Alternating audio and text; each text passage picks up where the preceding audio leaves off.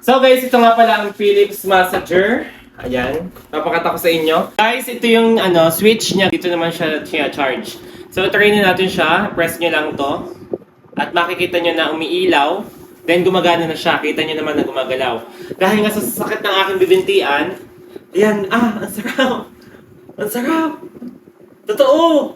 Kahit nga pala ikaw ay nakatayo, ay pwede at kayang-kaya ng Philips massager na ito na ikaw ay mahilot. Kaya naman, ito kahit sa sasaknan mo, talagang ramdam mo yung pag-ikot nung nasa loob, guys. Ayan.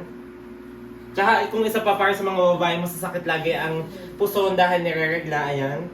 Pwede kasi nahihilot nyo yung inyong mga puson, guys. Kaya isa pa, dito sa likod, pwede mong daganan siya dito. Dito sa dingding. Ayun, ramdam na ramdam mo. Sarap. Pwedeng idagan mo lang dito, ramdam na ramdam mo talaga yung paghilot sa likod mo. Ayun kita naman, di ba? Ayun guys. Ang sarap sa pakiramdam.